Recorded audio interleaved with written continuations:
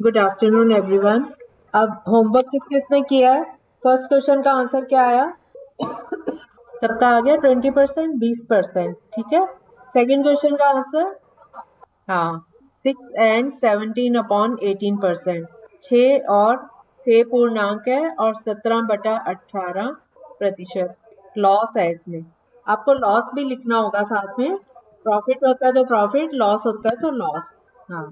Third question का answer, 6% loss. Profit कैसे हो रहा है? हाँ, 1500। हाँ, प्रॉफिट हुआ। ठीक है, प्रॉफिट हुआ 6%। सबने लिखा है प्रॉफिट? हाँ। अच्छा है आपने पॉइंट आउट किया कि प्रॉफिट है, लॉस नहीं है। गुड। फोर्थ क्वेश्चन, ये ऐसे ही पता चलता है ना कि आपने किए कि नहीं किए, वैसे तो नहीं बोल रहे बच्चे। फोर्थ क्वेश्चन का आंसर, 4/8 की कटिंग हो जाएगी। 4 1 is 4, 4 2 are 8, तो ये हो गया 12 and 1/2। 12 पूर्णांक और 1/2% प्रॉफिट। ठीक है, ठीक है। फिफ्थ का क्या आएगा? हाँ, 12 and 8/41% प्रॉफिट। 12 पूर्णांक 8/41% लाभ। ठीक है, आ गया सबका? हाँ जी। मिक्स्ड में बेटा ऐसे लिखना है जैसे क्यों टू नहीं बना, टू को बनवाती हूँ पहले। 1800 इसमें सीपी है, सीपी कॉस्ट प्राइस, और 1675 इसमें एसपी है। तो क्योंकि एसपी सीपी से कम है, इसका मतलब लॉस हो रहा है। पहले तो हमें ये पता चल जाएगा कि लॉस है कि प्रॉफिट है। लॉस निकला। अब 1800 में से 1675 को माइनस करो तो ये आ गया 125। ठीक है, तो अब हम इसका फॉर्मूला लगाएंगे तो ये होगा 125/1800, क्योंकि सीपी के ऊपर होता है, गुना 100। 100 की दोनों जीरो 1800 की दोनों जीरो से कट रही हैं। अब हमारे पास बचा 125/18। 125 को 18 से डिवाइड करो। 125 को 18 से डिवाइड करो, किस पे जा रहा है ये? 6 पे। 18 गुना 6 होता है 108। अब 125 में से 108 माइनस करो तो ये आ गया 17। अब आपने लिख लिया ये 125 को जब हमने 18 से डिवाइड किया। 125 डिविडेंड होता है, 18 जो है वो डिवाइजर है, 18 डिवाइजर है, 6 कोशेंट बोलते हैं इसको, और 17 जो है वो रिमाइंडर है। अब आपके सामने ये बना हुआ है कि जब हमने इसको 18 से डिवाइड किया, 6 से गुना किया, तो रिमाइंडर आया 17। तो अब हम इसको क्लॉकवाइज कहते हैं, इसको क्लॉकवाइज शुरू करेंगे। सबसे पहले 6 लिखेंगे, जो इसका वो है, कोशेंट है। 6, 6 पूर्णांक हो गया, और जो रिमाइंडर है उसको न्यूमरेटर में 6 लिख के उसके साइड पे एक लाइन लगा के ऊपर 17, और नीचे जिससे हम डिवाइड कर रहे हैं वो है 18। तो 6 और 17/18%, ये आंसर आ गया। अब आ गया आपको मिक्स में लिखना।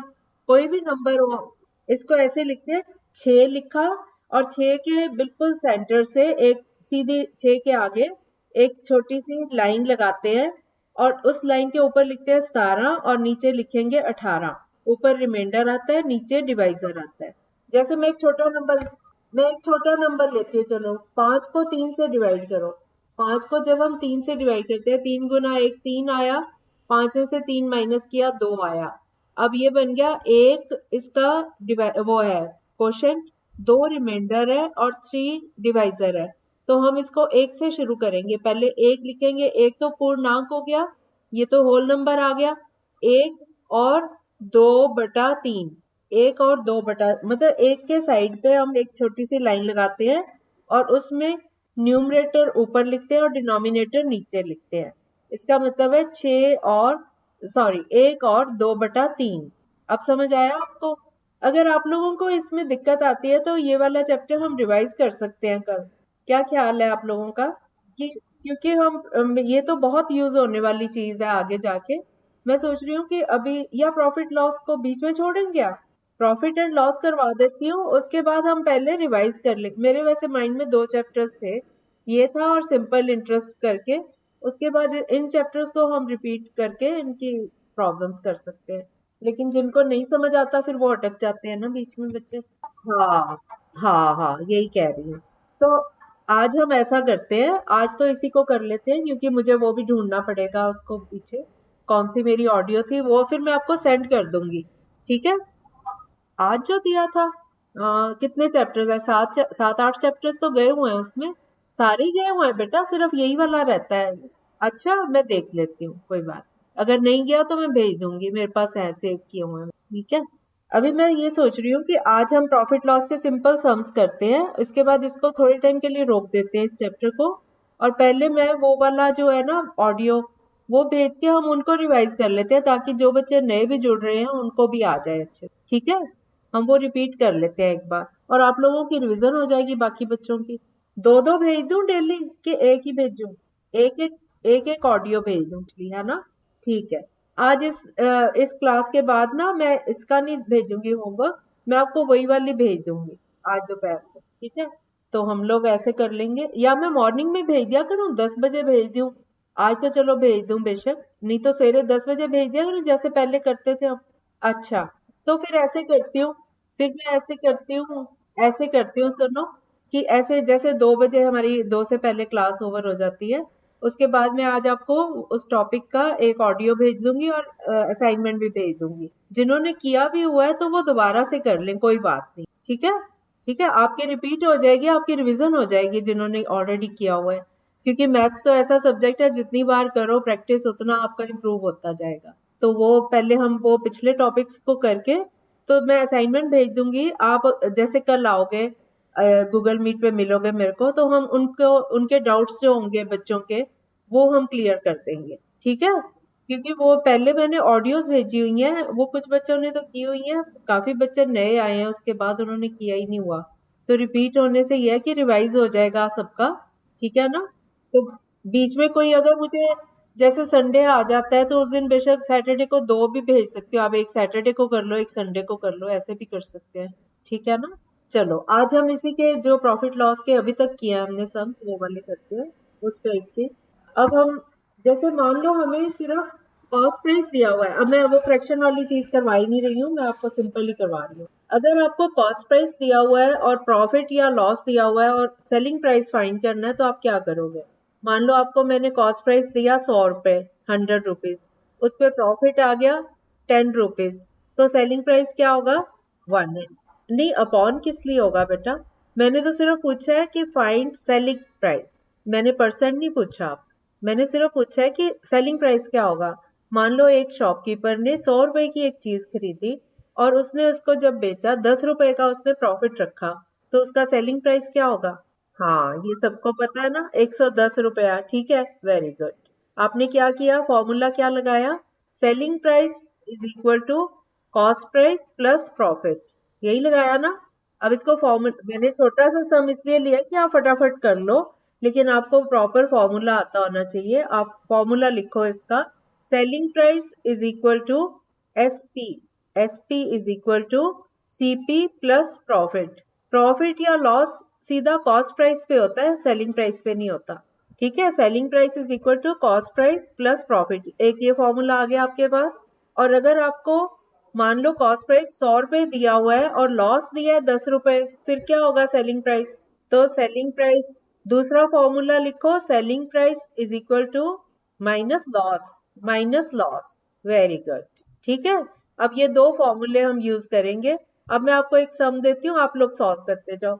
मान लो कॉस्ट प्राइस जो है वो ₹500 है, 500 रुपया है, और प्रॉफिट जो है वो ₹100 है, 100 रुपया। हाँ, फॉर्मूला फॉर्मूला समेत बोलो आप, पहले आप फॉर्मूला बोलो फिर आंसर बोलो। इसमें आपने क्या फॉर्मूला यूज किया? वेरी गुड, ठीक है। हर बार जब भी आप सॉल्व करो अपने दिमाग में पहले फॉर्मूला लाओ, फिर उसको ऐड करो या सब्ट्रैक्ट करो, ठीक है। दूसरा सम करो। मान लो कॉस्ट प्राइस जो है वो 1750 रुपीज है, 1750 रुपए कॉस्ट प्राइस है, और लॉस ₹75, इस पे 75 रुपीज का लॉस हो रहा है, तो सेलिंग प्राइस क्या होगा? हाँ, लिख के किया करो बेटा, आप लोग बेटा लिख के किया करो, क्योंकि जब आप जुबानी करते हो ना, अपने दिमाग में सिर्फ घुमाते हो इसको, फिर कई बार ना नंबर्स में गलती हो जाती है। आप बाकी सब्जेक्ट्स जो है वो तो ओरली कर सकते हो, जुबानी कर सकते हो। मैथ्स एक ऐसा सब्जेक्ट है जब आप लिख के करते हो तो बिल्कुल ठीक आता है। अब मैं चाहे मैथ्स की टीचर हूँ, लेकिन मैं भी अगर इसको जुबानी, कोई कोई सम तो जुबानी हो जाता है, लेकिन ज्यादातर सम्स को मैं लिख के करना पसंद करती हूँ। क्योंकि उसमें कोई गलती नहीं होती फिर। ठीक है, तो आप लोग हमेशा जब ये क्लास अटेंड करते हो मेरी मैथ्स की, तो आप अपना कॉपी पेन जो भी आप डिवाइस यूज करते हो लिखने के लिए, उसको अपने पास रख के बैठा करो, और जो जो मैं बोलती हूँ फटाफट लिखते जाया करो। आपके पास अपने नोट्स भी तैयार हो जाएंगे। जब आप क्लास में नहीं बैठे हो, आपको कोई दिक्कत आती है, तो आप उसको देख सकते हो कि इसमें क्या करवाया गया है। ठीक है, उसको पढ़ के आपको पता चल जाएगा कि क्लास में क्या करवाया था, मैम ने क्या समझाया था, आपको पता चल जाएगा। ठीक है, सारी चीजें तो याद नहीं ना रहती दिमाग में। अब आप जब लिख के करो, अब देखने में आपको लग रहा है 1750 है और सामने 75 है, तो वो दिमाग में रहता है कि 75 में से 75 माइनस हो जाएगा, ऐसे दिमाग में रहता है। उससे अच्छा आप लिख के करो इसको, तो देखो माइनस करके क्या आता है। तो आप हमेशा ओरल ही करते हो। फिर जो बड़े बड़े नंबर्स हैं, जैसे हजार लाख में है, उसको कैसे करोगे प्लस माइनस? वो फिर कैसे करते हो बेटा आप? अच्छा, देखो मेरी बात सुनो।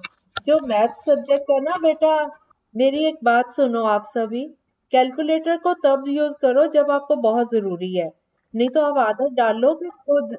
एक मिनट पूनम, चुप रहो पूनम, एक मिनट। मुंह पे उंगली रखो अपने। जब आप बेटा लिख के, पूनम आप चुप नहीं रह सकती हो, मैं कितनी बार आपको वार्न करती हूँ।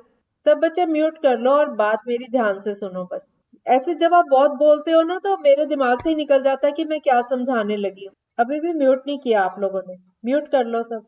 गुरुचंद, पूनम म्यूट करो। सिंपी, पूनम आप करो, सबसे ज्यादा तो आपकी आवाज आती है, म्यूट कर लो। देखो, पता क्या है, जब आप लिख के करते हो या अपने हाथ से करते हो सम्स को, तो आपका दिमाग भी काम कर रहा होता है। जब आप कैलकुलेटर यूज कर रहे हो, तो वो तो कैलकुलेटर ने अपना दिमाग लगाया, आपने क्या किया। ये चीजें तो आपके दिमाग में होनी चाहिए कि मैंने इसको मल्टीप्लाई किया तो कैसे करना है। जितना ज्यादा आप हाथ से करोगे, आपको उतना ज्यादा नॉलेज बढ़ेगी। आप अपना सीखने आए हो ना मैथ्स, फिर तो कैलकुलेटर ही कर देता है, फिर तो हमें टेबल्स भी याद करने की जरूरत नहीं है। फिर हमें प्लस करना सीखना, माइनस करना, मल्टीप्लाई करना, ये तो स्क्वायर रूट भी निकाल देगा कैलकुलेटर तो, है ना, सारे काम कर देगा। फिर कैलकुलेटर ने मैथ सीखा, आपने तो नहीं ना सीखा। अब आपने सीखना है, तो आप ये चीजें सॉल्व करनी सीखो। आपके पास जो भी डिवाइस है, मुझे नहीं पता कि आप क्या क्या यूज करते हो, आपका अपना हिसाब किताब है, लेकिन जो भी आप यूज करते हो, अगर आपको लगता है कि बड़े टर्म्स जो है वो आप आराम से बैठ के टाइम लगा के करना चाहते हो, तो मैं आपको यहाँ पे छोटे छोटे एग्जाम्पल्स क्लास में कर लिया करेंगे, और होमवर्क में बड़े नंबर्स दे दिया करूँ। ऐसा कर लेती हूँ। ठीक है, उससे आप लोगों को घर जाके, जैसे जब आप फ्री होते हो, आपके पास ज्यादा टाइम होता है सॉल्व करने के लिए, उस टाइम आप बैठ के वो सॉल्व कर लेना। छोटी छोटी चीजें यहाँ पे करोगे, तो आपको मेथड सीख जाओगे, मेथड आ जाएगा भी मैंने कैसे करना है इसको। ठीक है ना? तो मैं बार बार इस बात पे जोर देती हूँ कि आप मैथ्स को सीखो। आप ये नहीं कि मैं कैलकुलेटर से कर लूं, वो तो आपने इजी काम निकाल लिया। कैलकुलेटर कैलकुलेटर हमारी हेल्प है, हम उसके ऊपर डिपेंड ना करें कि कैलकुलेटर ही हमारा काम करके देगा। ठीक है ना? चलो, अब मैं आपको एक छोटा नंबर दे देती हूँ, मैं बड़े नंबर नहीं दे रही हूँ। आप लोग, हाँ, आप ही तो कह रहे हो कि हमें लिखने में दिक्कत होती है इस टाइम पे। अच्छा ठीक, चलो मैं ना ये ज्यादा कैलकुलेशन वाला नहीं देती, बड़े नंबर्स ले लूंगी, लेकिन जीरोस वाले, ताकि आप ओरली भी कोई बच्चा कर रहा है तो उस टाइम पे कर ले। ठीक है, चलो एक सम, हाँ हाँ, ये बात तो सही है, ये बात सही। चलो फिर हम बड़े नंबर भी लेते हैं, मिक्स लेते हैं। अभी मैंने एक नंबर आपको दिया था, कॉस्ट प्राइस 1750 और लॉस 75 रुपीज, 75 रुपए का। अब एक ये कॉस्ट प्राइस है और लॉस है, तो सेलिंग प्राइस का फॉर्मूला क्या लगेगा? सेलिंग प्राइस निकालना है तो फॉर्मूला क्या लगेगा? अब आप बोल सकते हो अनम्यूट करके। अब मैंने बात समझा दी, अब आप अनम्यूट करके आंसर दे सकते हो आप लोग। नहीं बेटा, एसपी एसपी निकालना है अब। हाँ हाँ, वेरी गुड। सीपी में से लॉस माइनस, अब 1750 में से 75 जब माइनस करेंगे, तो ये आ गया 1675, 1675, और साथ में रुपए भी लिखना है आपने। ठीक है, रुपीज। ठीक है, वेरी गुड। फॉर्मूला आता होगा ना, तो फिर आपको इजी लगेगा कैलकुलेट करना, फिर तो कैलकुलेशन ही रह जाती है। अब एक सम और करते हैं। अगर कॉस्ट प्राइस 2500, 2500 हो, और प्रॉफिट 375, चलो मैं 300 दे देती हूँ, प्रॉफिट 300 दे देती हूँ।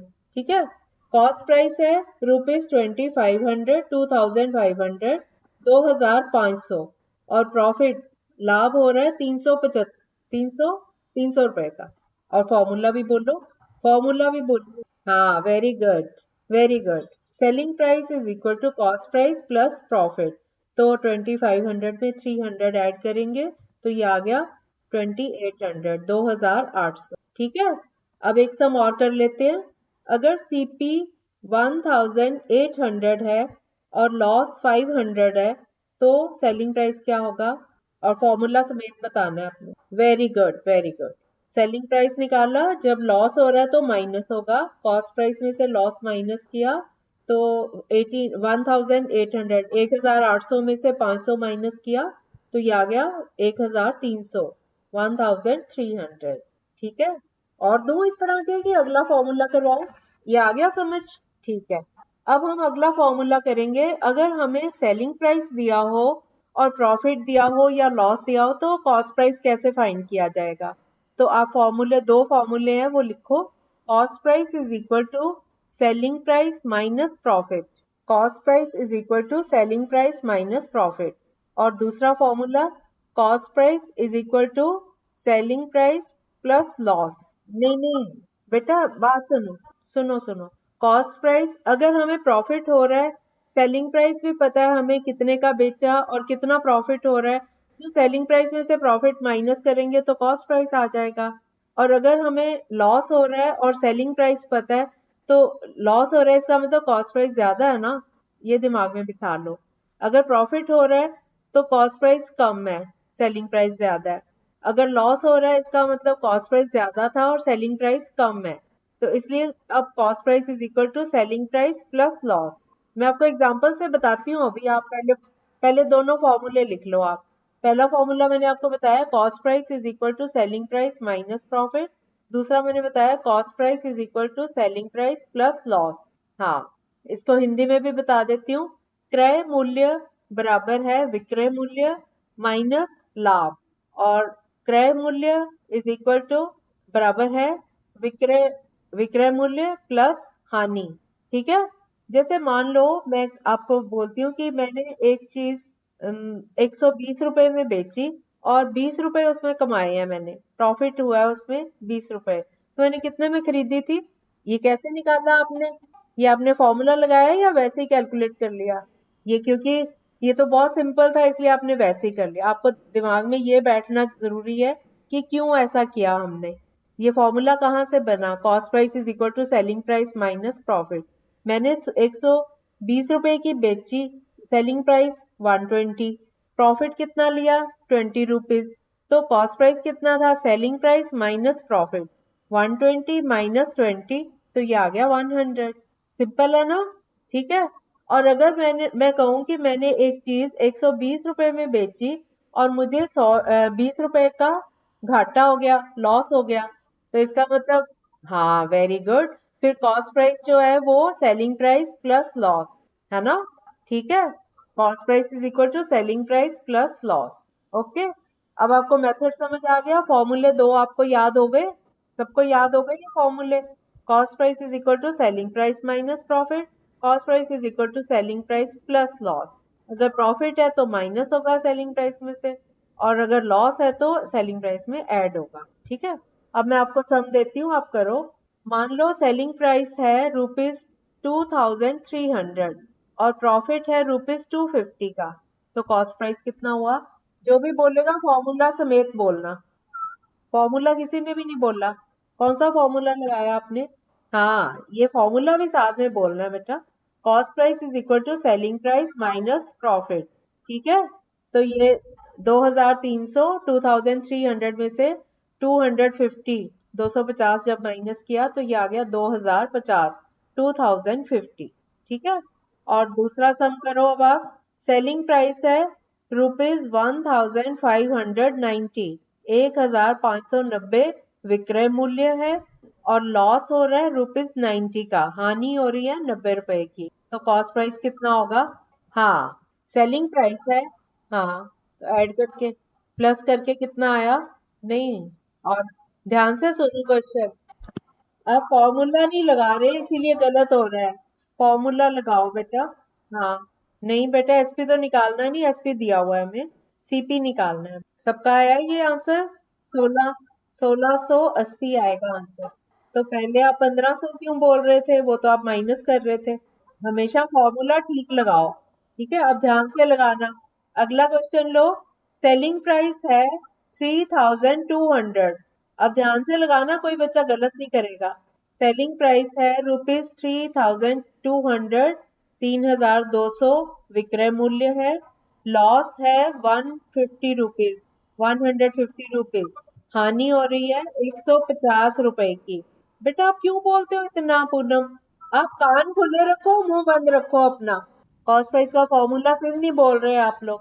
ठीक है, ठीक है। तो 3200 में 150 ऐड करेंगे तो ये आ गया 3350। ठीक है। उसके बाद एक क्वेश्चन और कर लेते हैं। सेलिंग प्राइस दिया हुआ है ₹2800, विक्रय मूल्य है ₹2800। फिर वही बात पूनम, आप कितना बोलते हो? क्यों बोलते हो इतना? बाकी बच्चे भी पढ़ रहे हैं, कोई बोलता है इतना जितना आप बोलते हो? आप सिर्फ कान खुले रखो, मुंह बंद रखो। जरूरत हो तो बोलो। सेलिंग प्राइस है ₹2800, विक्रय मूल्य है 2800। प्रॉफिट यानी कि लाभ है ₹150, ₹150। आपने कॉस्ट प्राइस यानी कि क्रय मूल्य निकालना है। बस अब चुप करके निकालो और फॉर्मूला समेत मुझे आंसर दो। Okay, okay. बाकी बच्चे भी कर लें। जिस जिसका ये आंसर आ गया यस बोलते जाओ। एक मिनट सलोनी चुप हो जरा। सलोनी चुप हो जाओ जरा। अब आंसर इसने बता दिया है, मुझे सिर्फ इतना बताते जाओ किस किस का ये आंसर आ गया। यस, दो बच्चों ने आंसर दिया है अभी, सिंपी ने और सलोनी ने, दो बच्चों ने दिया है। बाकी बच्चे मुझे बता दो। अच्छा अच्छा, ठीक है। जो रह गए हैं वो भी कर ले। हो गया सबका? पूनम अब बताओ जरा। अब उंगली हटा लो मुंह से और बोल दो। हाँ ठीक है। बेटा मैं इसलिए टोकती हूँ कि आप बहुत ज्यादा बोलते हो, आप मेरे को भी नहीं बोलने देते हो। मैं नहीं बोलूंगी तो आप समझोगे कैसे? इसलिए मना करती हूँ कि ज्यादा नहीं बोलना। जहाँ पे जरूरत है फिर आप म्यूट करके बोल के अपना काम कर लिया करो। ठीक है? ठीक है बेटा। चलो, ठीक है, फिर आज इतना ही बहुत है। 2650 आ गया आंसर। तो अब मेरे को फॉर्मूले जरा बताते जाओ। अगर हमें सेलिंग प्राइस के फॉर्मूले बताओ दोनों। अगर हमें सेलिंग प्राइस फाइंड करना होता है, कॉस्ट प्राइस दिया हो और प्रॉफिट दिया हो तो क्या फॉर्मूला यूज होगा? और अगर हमें लॉस दिया हो और कॉस्ट प्राइस दिया हो और सेलिंग प्राइस फाइंड करना हो तो सेलिंग प्राइस फाइंड करना है। कॉस्ट प्राइस दिया है। हाँ, क्या? हाँ, तो सिर्फ सिंपल बोल रही है ना, बाकियों को नहीं आता क्या? ओके। अच्छा, अगर आपको सेलिंग प्राइस दिया हो और प्रॉफिट दिया हो और कॉस्ट प्राइस निकालना हो तो क्या फॉर्मूला लगेगा? ठीक है। और अगर आपको कॉस्ट प्राइस और सेलिंग प्राइस और लॉस दिया हो और कॉस्ट प्राइस निकालना हो तो वेरी गुड। अब सबको ये क्लियर हो गया जो अभी करवाया है सारा? ठीक है। चलो फिर कल हम फ्रैक्शंस का ही टॉपिक करें फिर से, डेसिमल्स और फ्रैक्शंस का। इसका होमवर्क दूं मैं आपको? ठीक है, इसका होमवर्क दे दूं, फिर वो भी तो है, दूसरा टॉपिक भी तो करेंगे। चलो कोई बात नहीं, इसका भी दे देती हूँ। ठीक है, चलो मीटिंग लीव कर दो अब आप।